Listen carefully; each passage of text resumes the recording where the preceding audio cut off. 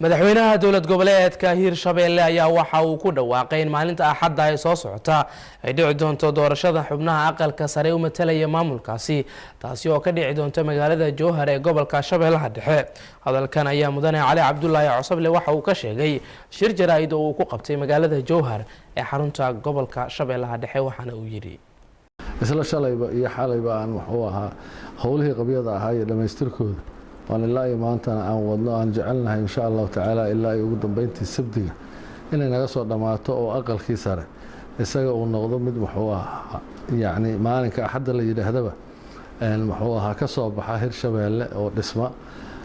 howlahaasaan marka u soo cararaynay hadee ma aynan basi joogi karin ba xagga wuxuu ahaa marka guud ahaanna ifafaalaha ay muuqdaan waxa waaye 2017 in Hirshabelle wax badan ay u qabsoomi doonaan horumar ballaaran in lagu talaabsan doono. dhinaca kale madaxweynaha dowlad goboleedka Hirshabelle ayaa waxa uu faahfaahin ka bixiyay safar uu dalka dibadiisa uga maqnaa dhawaan iyo waxyaabihii uga soo baxay in aan ka warbixiyo safar gaaban oo aan dalka Imaaraadka Carabta ku tagay gaar ahaan magaalada Abu Dhabi. safarka waxa igala qayb galay oo ayagana wuxuu ahaa meesha yimi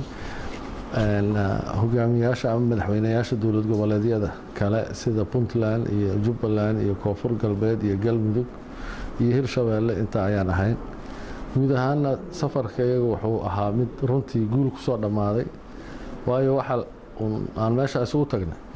waxay ahayd awalan sidii dalka wax looga qaban lahaa iyo horumarin gaar ahaan annagana xiiso weyn ayuu noo lahaa maadaama aan nahay dowlad goboleed cusub oo curdun ah oo hadda dhalatay u baahan runtii in la garab istaago waxyaabo badan oo baahida annaga marka aan qabnay ay ka mid yihiin dhinaca horumarinta dhinaca wuxuu ahaa wadooyinka dhinaca aeroboorada wuxuu ahaa ha noqoto beledweyne ha noqoto wuxuu ahaa Jowhar